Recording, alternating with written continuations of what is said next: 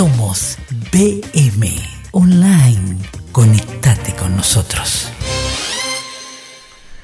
¿Cómo Japón se convirtió en una potencia mundial tras la destrucción total durante la Segunda Guerra Mundial? Bueno, este es el tema que va a desarrollar Cassian Peña desde New York. Así que ya damos la bienvenida al querido Cassian Peña con un fortísimo aplauso. Viguets, ¿qué tal, Cassian? ¿Cómo te va? ¿Cómo estás? ¿Tenés fuerza hoy? ¿Tenés onda hoy, verdad? Hola, Bruno. Feliz viernes. Sí. ¿Cómo no? ¿Cómo no? Como siempre, qué bendición estar acá en el programa, el mejor programa en el Paraguay. Ah, sí. Bien comentó ayer también Federico Campos. Sí. Y bueno, como siempre, un gusto también hoy, felicitando como lo hiciste vos también, Bruno, a las madres. Y acá, madre paraguaya, como te dijo también el tan querido Papa Francisco, que primero la mujer paraguaya es la más heroica de América Latina, y obviamente uno tiene que ser una mujer para ser una madre. Entonces, eso es la primera cosa. Y la segunda cosa, a todas las madres que tomaron ese sacrificio de crear vida. Eso es lo que es, que es un sacrificio que no viene nomás ahí, viene con gran labor a largo plazo. Es una decisión que dura al menos 18 años, ¿no? Y yo creo que hay que levantar, así decir, como el sombrero, Sí, el sombrero, levantar el a sombrero. la madre paraguaya. Y también, algo muy importante, como comentaste, es al lado espiritual también, a nuestra Madre Eterna, que es la María. ¿Okay? Sí. La Santa María, sí, claro, la Virgen Santa María. Que es la madre de todos. Sí. Y entonces yo sé que también se celebró aquí en Nueva York y en muchas partes en el mundo ahora la celebración de Fátima. Sí, la Es Virgen de una gran Fátima, cosa. claro. Exactamente. Yo estaba aquí también en una procesión acá en Nueva York, algo muy bonito, y bueno, estoy feliz de entrar al tema enseguida. Bueno, muy bien, muchísimas gracias. Siempre él recordando así detalles, momentos y qué sé yo, y a gente tan valiosa como las madres en este caso, y la Virgen María, la Madre, la Virgen de Fátima, que ya también rendimos nuestro reconocimiento, creo que fue ayer o antes de ayer. Hace 109 años apareció esa Virgen de Fátima a los 3 pastorcitos allá en Portugal, y nuestra Virgen de Cacupé también, que no puede estar ausente.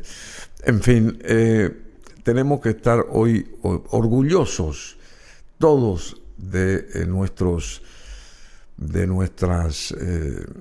ganas de seguir adelante a favor del país, a través de todas nuestras creencias, modos, usos, costumbres, etcétera, etcétera.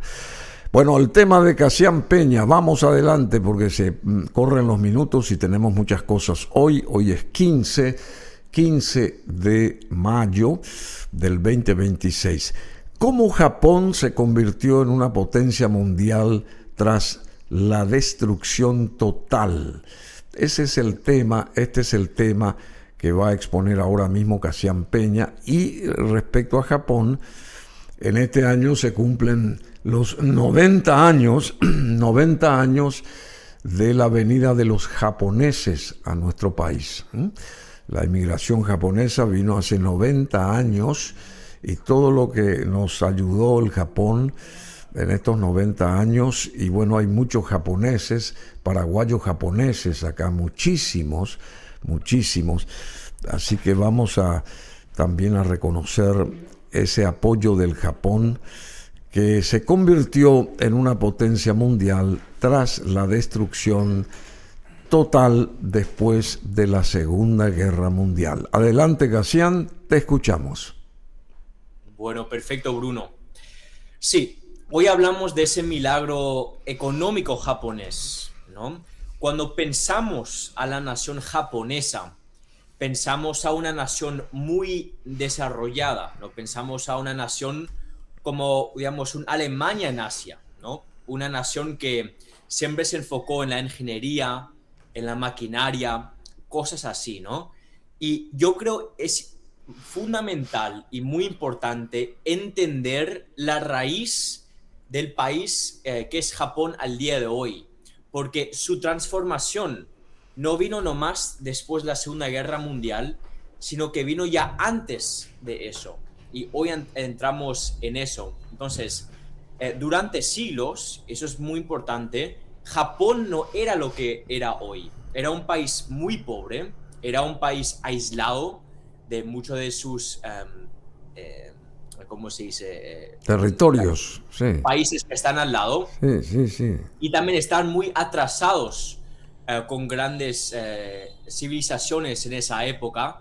Y la más fundamental que siempre se habla es China, ¿no? Y China en esa época, que era 1800, el siglo XIX, 1850, era un centro de poder en Asia, ¿no? El país más poblado, también el país más rico, con un desarrollo. En comparación, Japón era visto siempre como un país pobre, otra vez aislado, sin ninguna riqueza. Es impresionante porque hay mucha gente, cuando yo estaba analizando, que comentan que China ni quería invadir Japón, porque Japón era tan pobre en esa época. Era tan pobre y pensaban que quizá va a costar más invadir y conquistar al país que lo que uno va a poder extraer. Claro, sacar resultados positivos de esa invasión, digamos, ¿verdad? Iba a costar mucho más llegar hasta ahí, pero ¿para qué? Es la pregunta, ¿verdad? Porque había mucha pobreza, hambruna, no había la riqueza que hoy, por supuesto, habiendo pasado tanto tiempo, tiene Japón, y Japón está a la vanguardia del mundo en muchos aspectos, y también está entrando ahora mismo a la parte de fabricación de sus ¿cómo que se llama? Respaldos bélicos, que tenía prohibido eso también Japón después de la Segunda Guerra, no meterse en fabricar ningún detalle que tenga que ver con la parte de ¿cómo se llama? La cuestión ¿Nuclear? no es que nuclear, la cuestión de aviones, de barcos, de nada, eso no podía hacer Japón, estaba siendo impedido, pero ahora sí, Japón se despertó y empezó a mostrar y demostrar muchas cosas positivas. ¿Es así en ese aspecto? ¿Es así, querido Casian? No es así, Bruno, me encanta tu conocimiento. No, qué del conocimiento. Tema. Enseguida vamos a hablar de la Segunda Guerra Mundial y esos impactos, porque Japón obviamente se vio impactado similar a Alemania en ese sentido. Y si regresamos, porque yo creo que este análisis es fundamental para los paraguayos y también para los latinoamericanos que nos están escuchando, para entender esta nación y también para tomar esta nación japonesa como un modelo país, país para nosotros. Y te doy unos datos interesantes. Por ejemplo, había lo que llamaron la restauración Meiji, que se inició en 1868 y en apenas unas décadas después, Japón se vio con un gobierno moderno, desmontó ese viejo sistema que tenían feudal y creó una economía de verdad industrializada, ¿no? Desmontó todo eso, desmontó, sí. Y crearon los ferrocarriles que, por ejemplo, van de Osaka a Tokio, ¿no? Que antes, por ejemplo, duró 20 días y bajó a 20 horas en literalmente una década. Reformaron el sistema fiscal y desarrollaron, y ahí ya empezamos con ese ejército moderno, ¿no? Y también en esa época apostaron a la educación técnica, y por eso Japón hoy es lo que es en esos ambientes técnicos y la formación técnica. Entonces, esa transformación era una transformación brutal, la verdad, Bruno. Y ahora te voy a dar dos hechos y dos ejemplos muy interesantes. En 1905, 30 o 40 años más o menos antes de la Segunda Guerra Mundial, Japón derrotó el Imperio Ruso en la guerra ruso-japonesa, ¿no? Algo muy importante que se olvida a veces, que parte, digamos, un dominio japonés era Rusia, ¿no? Y eso no solo era una victoria militar, pero era la prueba que Japón de verdad puede ser una nación con una cierta prosperidad y también fuerza militar en Asia y en Europa, dado que obviamente Rusia es un país euroasiático en el medio de los dos continentes, Asia y Europa, ¿no? Y después, Bruno, Japón, unos años después, en los años 30, Japón avanzó sobre China y invadió un sitio que se llama, Manchuria. Manchuria, sí, Manchuria, sí. Es un señor invadieron ahí, para no entrar demasiado en los detalles, y entonces Japón, no más a unas décadas, invadió esa misma nación que pensó durante décadas y años y siglos que es una nación tan pobre que ni vale la pena invadir, que ni vale la pena conquistar. Japón literalmente conquistó y invadió esa misma nación que es la nación china, ¿no? Se está hablando de China justamente. Se dio lugar eso y empezó a... Y de ahí viene también lo de Taiwán, que fue invadida, o por lo menos ahí estuvieron los japoneses mucho tiempo, Taiwán, y después China es lo que quiere volver a conquistar ahora, ¿verdad? Japón está atravesando un cambio histórico y significativo en su política de defensa, alejándose de su tradicional enfoque pacifista de posguerra para embarcarse en un rearme bélico notable, que es lo que yo quise decir, y sintéticamente estamos dando a conocer esto, a partir de abril del 2026, bajo el liderazgo de la primera ministra Sanae Takaichi, el país ha aprobado convertirse en una potencia y con medios militares también, una potencia con medios militares, con capacidad de exportación de armas. Ahora tiene todo eso, Japón está a ese nivel, y también a la cabeza de Japón está esta primera ministra, Sanae Takaichi, muy inteligente. Bueno, hay que recordar, si pones antes cuando viene la Pan American, claro, todo eso tenés que poner, ahí está Tokio. Bueno, esto yo le estoy indicando a José porque Japón tuvo un acercamiento muy especial con Paraguay ya desde la época de Stroessner. Ahí está Hirohito, el emperador, que llega hasta hasta las propias escalerillas del avión del cual descendía Stroessner allá en Tokio, y es la primera vez que un emperador de Japón salía de su palacio para ir hasta el aeropuerto mismo y recibir a Stroessner en este caso, y otorgó un montón de favores y apoyo total a Paraguay. Toda esta cuestión de la ANDE hoy, de las hidroeléctricas, todo eso provino de Japón. El apoyo japonés fue increíble para el Paraguay, y también, por supuesto, Paraguay abrió las puertas a los japoneses, y se conmemora en este año 2026 esos 90 años de acercamiento de Japón a Paraguay o de Paraguay a Japón.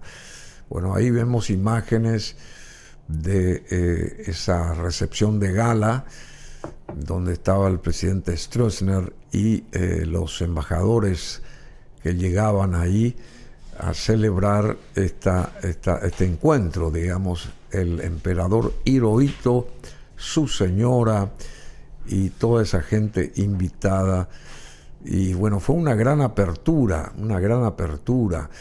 en ese momento, y Paraguay recibió todo el apoyo de Japón a partir de entonces. Y Japón está atravesando un cambio histórico y significativo, dijimos, en su política de defensa también. Bueno, ¿y cómo hizo Japón, querido Akasian, para levantarse tan rápidamente después de quedar totalmente destruido Japón tras la Segunda Guerra Mundial? En síntesis nomás, ¿cómo fue?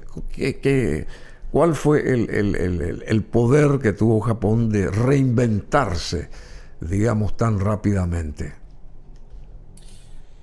Como siempre hicimos, Bruno, en el Paraguay, un gran problema a veces que limita nuestro desarrollo es la mentalidad aún más en el esfero público, ¿no? Y eso hay que mejorar.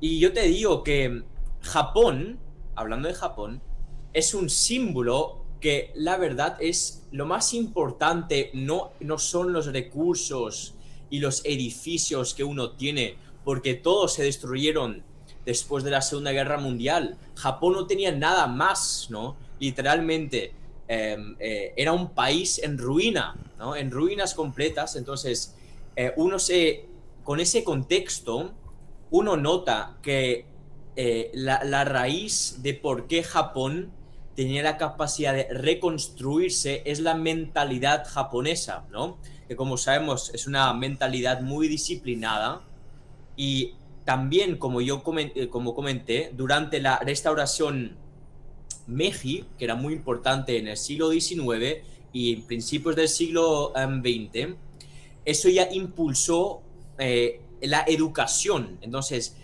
algo muy interesante, Bruno, que era un hecho, como un dato que me gustaría resaltar para vos y para la audiencia, era que antes de esta restauración Meiji, Japón importó mucha maquinaria de muchas partes del mundo, principalmente Alemania, Francia e Italia, y ahí tenían, digamos, el librecito donde siempre te comenta cómo usar esa máquina, ¿no?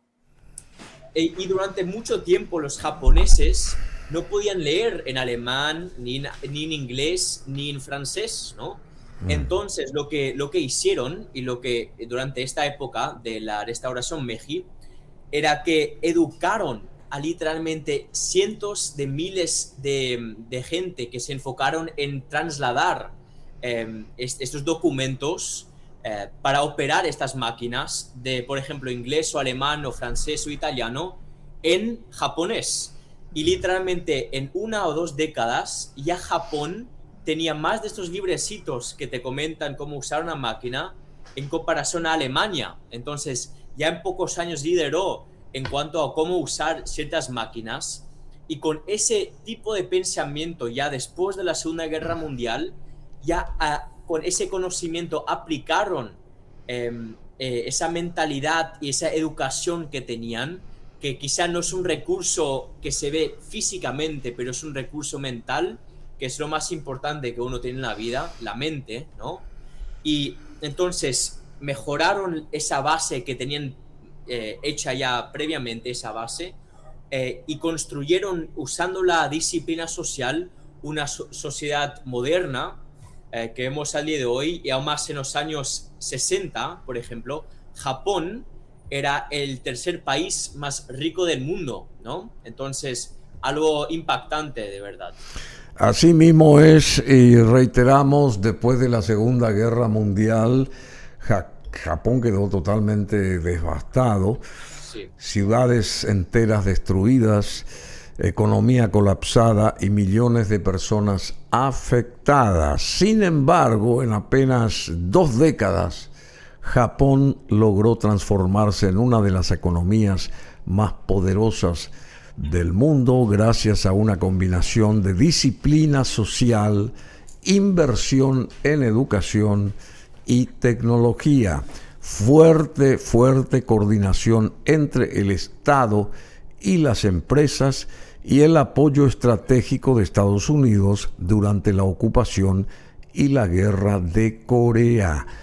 porque Estados Unidos fue el país que aniquiló Japón también con esas 2 primeras bombas atómicas, entre paréntesis. Entonces tuvo un fuerte cargo de conciencia, creo que hasta ahora ha de tener Estados Unidos, y después tendió la mano y empezó a ayudar a Japón a su reconstrucción. Y todo este proceso, conocido como el milagro económico japonés, convirtió al país, que lo vemos ahora en la pantalla, en líder mundial en sectores como el de los automóviles, la electrónica, el acero, con tasas de crecimiento económico superiores al 9% anual entre los años 50 y 60 especialmente. Cassian recién dijo, en los años 60 ya era el tercer país económicamente más productivo del mundo, digamos, y bueno, estamos en el 2026, lo que es toda la fortaleza japonesa, y empezaron a salir todas esas marcas impresionantes.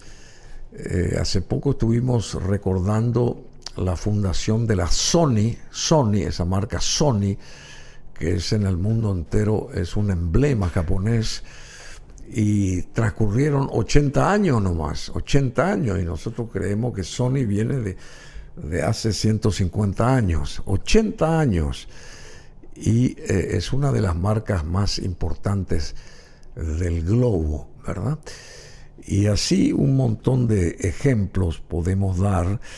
¿Qué papel, por ejemplo, Cassian, tuvo Estados Unidos en esa recuperación japonesa?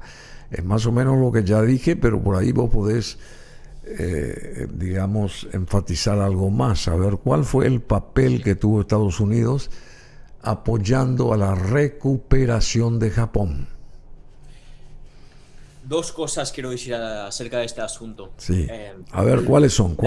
La primera cosa, siendo que de cierto modo, lo que al menos nos enseñan en Europa, en Norteamérica y seguramente en Latinoamérica también, es que Estados Unidos apoyó y ayudó en gran parte al desarrollo de Japón después de la Segunda Guerra Mundial.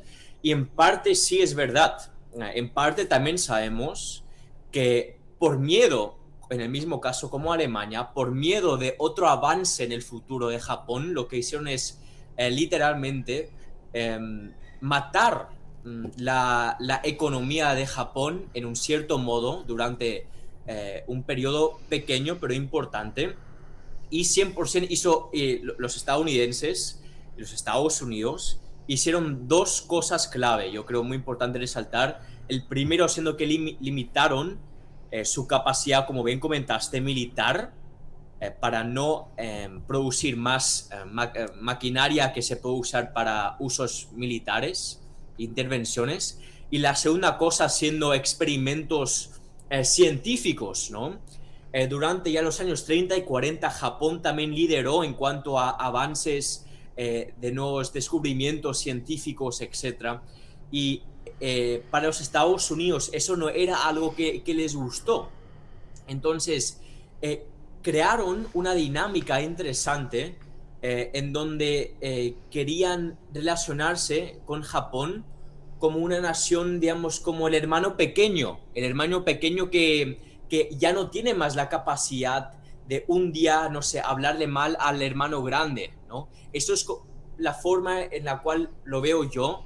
Y también algo interesante, y quizá sí que hay un poco de razón correcta en cuanto a hablar a esto, es que los Estados Unidos sí que abrió en cierto modo, ya antes de la Segunda Guerra Mundial, los ojos de los japoneses. Por ejemplo, en 1853 había la primera intervención de Estados Unidos cuando un hombre que se llamaba Matthew Perry llegó a Japón con barcos de guerra, que eran barcos de guerra modernos, y obligó a Japón a abrirse al comercio internacional. Y hasta ese momento Japón estaba casi encerrado en sí mismo, ¿no? Bajo el shogunato Tungogawa. Bueno, ahí yo no hablo japonés, pero ahí está mi japonés.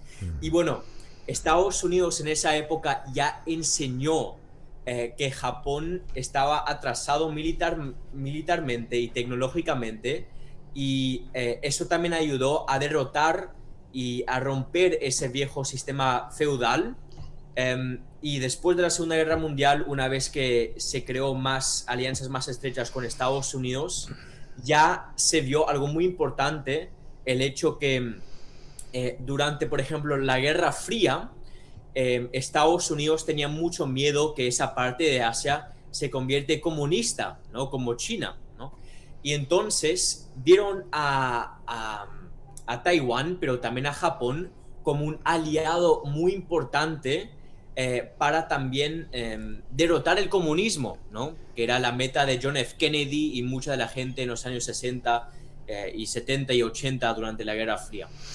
Bueno, así es, y ahí vemos imágenes, nosotros estamos viendo, pero no al público, ahora sí, de un Japón moderno, digamos, un Japón que se levantó con mucho esfuerzo, con mucho tesón, y se basamentó todo esto en la educación también y en la disciplina japonesa, que fueron claves para el crecimiento de Japón. Educación y disciplina. Y logró convertirse Japón, por ejemplo, en líder tecnológico y automotriz, porque esa sería una consulta también, una consulta para Cassián.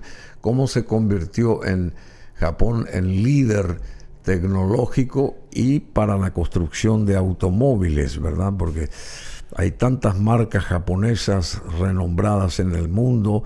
¿Qué decisiones económicas marcaron también la diferencia en el milagro japonés?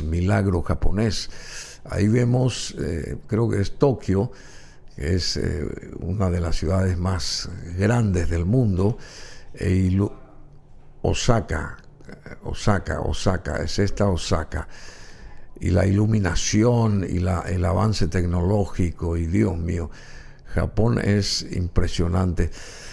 Bueno, Cassián, decisiones económicas que marcaron la diferencia en el milagro japonés. Ahí vemos Japón en los años 80, por ejemplo. En los años 80, estamos en el 2026. Ellos tienen mucha disciplina, ¿verdad? Se esfuerzan mucho los japoneses, y la parte de educación es la que prima en Japón. ¿Es así, Cassián? Es así, Bruno, y empezando con el hecho que este hecho muy importante, pero yo creo que no se nota la importancia de este hecho porque ya estamos en otros tiempos, era el hecho que estos manuales técnicos cambiaron esos idiomas de los manuales técnicos, era algo fundamental para el desarrollo y para entender cómo producir, cómo funciona la ingeniería, la maquinaria, los automóviles, metalúrgica, química, ¿no? Etcétera. Y eso ayudó a Japón posicionarse también, obviamente, con esas marcas que conocemos, marcas muy importantes, Toyota, Honda, Nissan, que no aparecieron del nada, sino que duró años, pero sí que había un cierto pensamiento a largo plazo, como siempre lo hablamos, y algo fundamental también es que durante la Segunda Guerra Mundial y después, dado que Japón tenía mano de obra barata, ¿no? Ellos tenían ya en mente, ok, durante algunos años vamos a importar maquinaria de Alemania y Francia e Italia, pero lo que vamos a hacer después es volvernos campeones en cuanto a las mismas cosas, ¿no? En la maquinaria, en los automóviles, etcétera. Donde antes eran los alemanes o los franceses o los italianos, ahí eran los campeones. Pero la meta japonesa era, ok, vamos a importar algo, aprender de eso y después liderar en esa misma cosa. Y hoy en el Paraguay nosotros importamos maquinaria de Alemania, etc. Usamos aún más en la agroindustria, ¿no? Muchos productos de alta calidad del extranjero. pero nosotros debemos hacer la misma cosa ahora, como lo hicieron los japoneses, que es importar, aprender de cómo funcionan todas las cosas y así nosotros volvernos campeones en producir estas tecnologías más avanzadas que crean prosperidad para nuestro pueblo, ¿no? Y eso lo entendieron los japoneses y nosotros también lo debemos de entender, ¿no? Debemos seguir esos pasos, claro que sí. Bueno, y a no olvidar que la parte ferrocarrilera también fue muy importante en cuanto a su desarrollo ahí en Japón. El famoso tren bala, hoy los trenes ya levitan, están por encima de las propias vías. Una evolución impresionante acerca de los trenes que se fabrican ahí en Japón, y todos los medios de comunicación y toda esa tecnología que tiene Japón, que es de primera línea, de primera mano. Conste que también avanzaron mucho los chinos, ahora los taiwaneses también, pero los chinos también avanzaron mucho en la parte de la industria automotriz y ese tipo de cosas, y quedaron medio atrás Alemania, Italia y Francia, que sé yo, que antes producían, en primer lugar estaba la producción de automóviles de esos países. Ahora quedaron estos países relegados, ¿verdad? Porque el avance chino es impresionante, el avance chino para la producción de automóviles, y Japón, que también está peleando ahí, porque Japón no quiere descender o quedarse en un segundo o tercer lugar, digamos. Entonces también redobla esfuerzos para continuar. La población japonesa en este año 2026 es de casi 124 millones de habitantes, continuando con una tendencia de descenso, atención con esto, de descenso demográfico, y el país se enfrenta un rápido envejecimiento también, con un 30,2% de su población clasificada como anciana o mayor de 65 años, y una fuerza laboral también en disminución. O sea, en total, y cerrando esta parte por lo menos, la población total estimada japonesa es de 124 millones de personas. Y bueno, es un conjunto de islas. Japón es un conjunto de islas, y también es la parte de los ¿cómo que se llama?, de los terremotos y los movimientos sísmicos. Eso es muy peligroso también allá. Contra todo eso lucha Japón, porque no es que tenga tierras así abundantes, sino ellos se esfuerzan por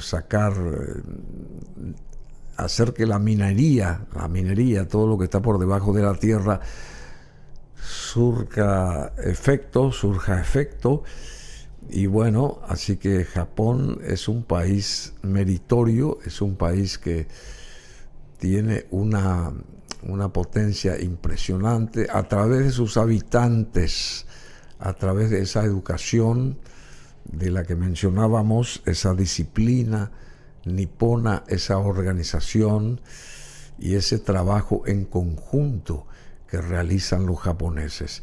Tiene una superficie total de aproximadamente 378.000 kilómetros cuadrados. Japón se trata de un archipiélago formado por más de 6.000 islas, destacando 4 principales: Honshu, Hokkaido, Kyushu y Shikoku, que se extienden por unos 3.000 kilómetros de norte a sur, y es un país montañoso, Japón, donde solo del 20 al 30% de la tierra es habitable. Eso es lo que decíamos. Entonces ellos tienen que descubrir nuevas cosas por debajo de la tierra para empujar su economía. Es ligeramente, en cuanto a comparación, es ligeramente más grande que Alemania, Japón o que la suma de sus 4 islas principales. Bueno, vos conocés muy bien Alemania, y Japón es más o menos, sumando esas 4 islas principales y las otras miles de islitas, Japón es más o menos territorialmente como la superficie de Alemania, querido Casián Peña. Bueno, eso significa, Bruno, que sí, más o menos es el tamaño del Paraguay, porque el tamaño geográfico de Alemania es más o menos el tamaño del Paraguay. Entonces, compartimos la misma geografía, de tamaño de geografía, que Japón en el Paraguay. y bueno, tenemos que ir ya cerrando, Casián, te agradecemos mucho. Y también hay mucho más que decir de Japón, por supuesto, muchísimos temas quedaron en el tintero, ¿verdad? Qué sé yo, la cultura japonesa. Pero hoy Japón y Paraguay tienen tamaños similares, ¿verdad? Siendo Paraguay, lo que decía Casián, ligeramente más grande en superficie terrestre. Pero quisiéramos tener la mentalidad japonesa nosotros.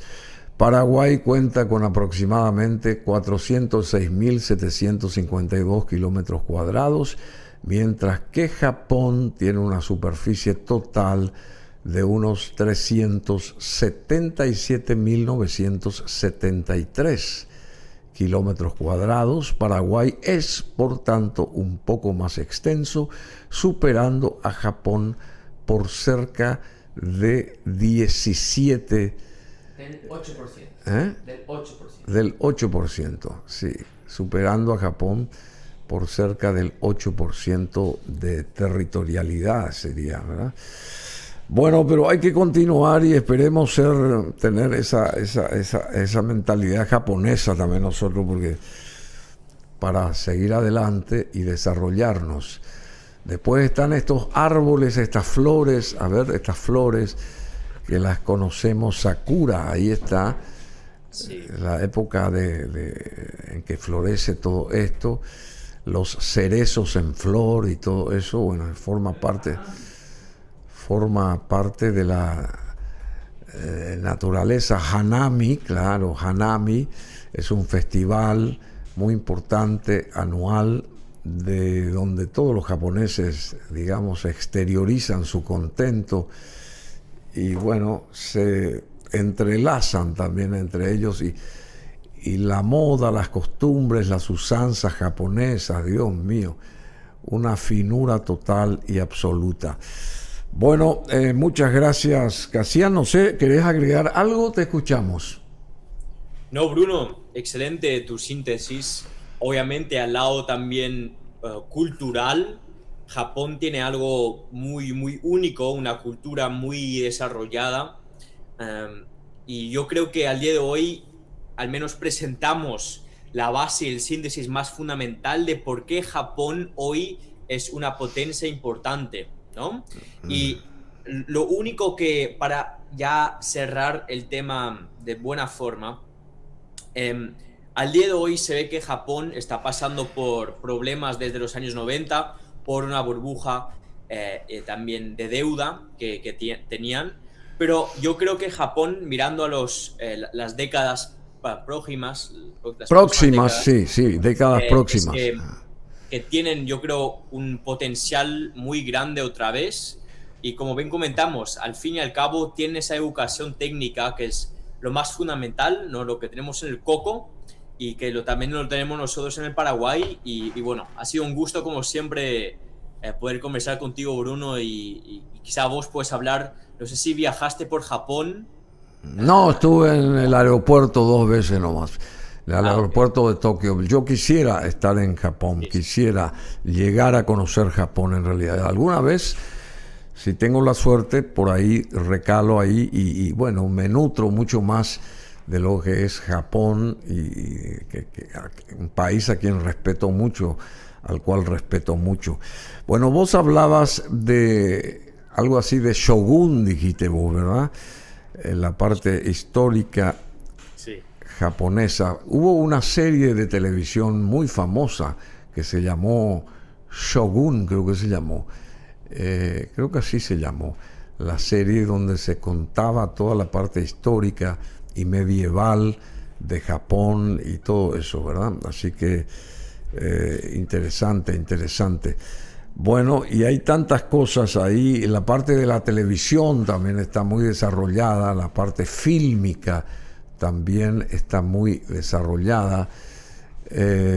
Ahí vemos imágenes justamente de esa serie mencionada, que tuvo mucha Shogun, que tuvo mucho impacto mundial. En el 2024 fue eso. Sí, así mismo. Bueno, hay tantas cosas para contar de Japón, hay tantas cosas. Somos BM Online. Conectate con nosotros.